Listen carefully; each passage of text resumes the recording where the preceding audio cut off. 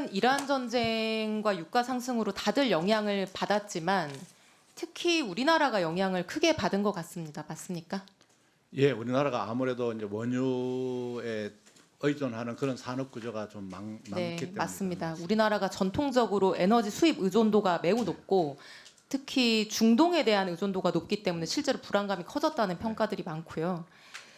대한민국은 기름 한 방울 안 나는 나라다, 이게 귀에 못이 박히게 이제 들어왔던 얘기인데 실제로 최근 통계 기준으로 에너지 수입 의존도가 93.7%, 그리고 에너지 총 수입액이 연간 뭐 한 240조 원 정도 됩니다.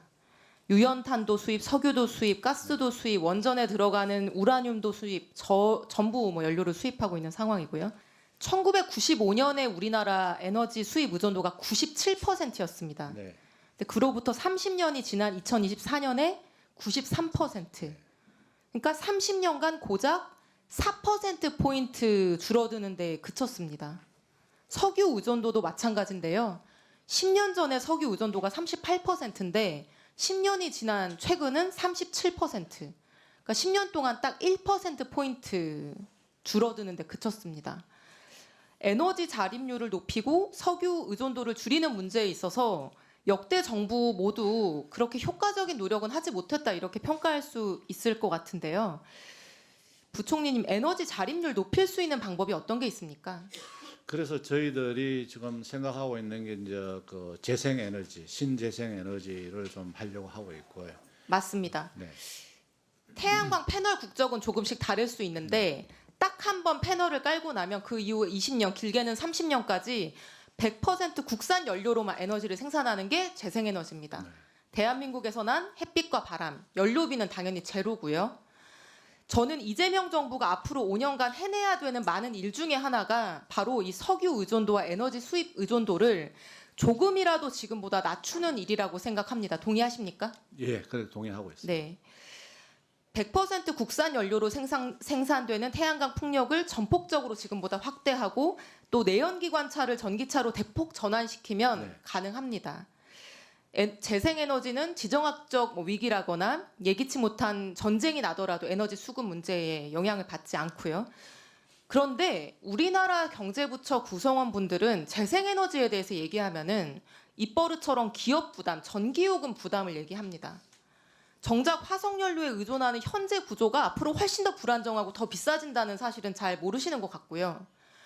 그래서 재생에너지 얘기하면 전기요금이 몇 원 오를 거다, 이런 얘기는 힘주어서 말씀들을 하시는데 정작 지난 러우 전쟁 장기화 국면에서 화석연료 가격 폭등한 것 때문에 한전 영업적자가 1년 만에 5배 폭증하고 32조 원의 영업적자 냈다, 이런 얘기는 잘 하지 않습니다. 저는 이게 잘못됐다고 생각하고요. 실제로 우리나라는 아직도 석유가스 개발 사업에 굉장히 목을 메고 있지만 석유 중심의 에너지 패권이 저물기 시작한 지 오래라고 하는 것이 일반적인 국제사회 평가입니다.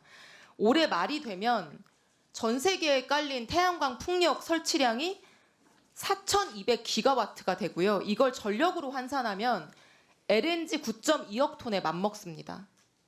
1년 소비량이 4억 톤인데 그거에 2배가 훨씬 넘는 수준이 있죠.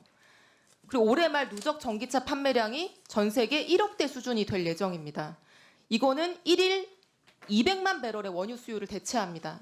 2030년 무렵에 2억 대를 돌파하면 1일 400만 배럴의 원유 수요가 없어지게 되는 겁니다. 그래서 저는 최근 상황에 대한 정부의 대응이 에너지 가격 안정, 수입선 다변화에만 그치게 된다면은 내년, 내후년 앞으로 줄줄이 찾아오는 위기가 닥쳐올 때 우린 동일한 대응을 할 수밖에 없다고 생각합니다. 그래서 역대 정부가 이렇게 방치해온, 우리 세대까지 떠밀려온 숙제를 이제는 좀 시작을 해야 된다고 생각을 하고요. 그래서 실제로 다음 슬라이드 보여주시면 러우 전쟁으로 러시아산 가스 공급 위기를 겪었을 때 유럽연합이 리파워 EU라고 하는 에너지 안보 정책을 발표하고 굉장히 빠른 속도로 추진을 했습니다. 이 정책 패키지를 통해서 3년 동안 엄청나게 많은 변화를 일으켰는데요. 러시아산 가스 의존도를 낮춘 것뿐만 아니라 가스 소비 자체를 3년간 17% 감축했습니다.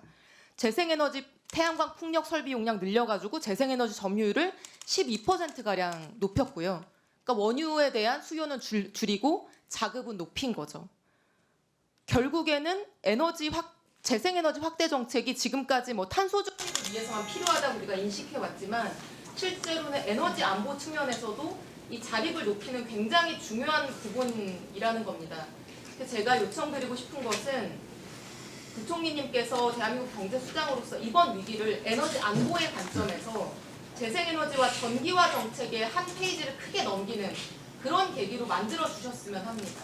예, 의원님 말씀에 전적 공감하고요. 이번에 이제 중동 사태를 겪으면서 우리나라에 어차피 이제 가야 될 방향은 탈석유화 아닙니까? 탈석유 석탄인데 이것을 좀 더 가속화하겠다는 그런 생각을 많이 했었습니다. 그래서 신재생에너지, 재생에너지로 가속화하고 전기 자동차도 가속화하고 그리고 저희들이 수분해 그린 수소도 하고 그다음에 SMR을 통한다든지 또는 뭐 태양광 같은 경우 패널도 저희들이 좀 R&D를 좀 해서 뭐 텐덤 셀을 좀 해서 차세대 그 태양광을 할 수 있는 쪽으로 간다든지 이런 R&D도 더 열심히 해서 GX 대전환을 좀 더 가속화해야 되겠다. 그러면서도 또 단계적으로는 또 중동 사태가 좀 만약에 최악의 경우에는 또 석유 수급을 또 해야 되니까 또 수입도 지금 다변화하고 하는 단계 정책, 중계 정책, 장기 정책을 좀 해서 장기적으로는 석유 의존도 화석 연료 의존도를 굉장히 낮춰야 된다는 그런 정부 정책 방향은 더 세게 더 가속화시켜야 됐다는 의원님 말씀에 공감을 하고 그렇게 추진하도록 하겠습니다. 네.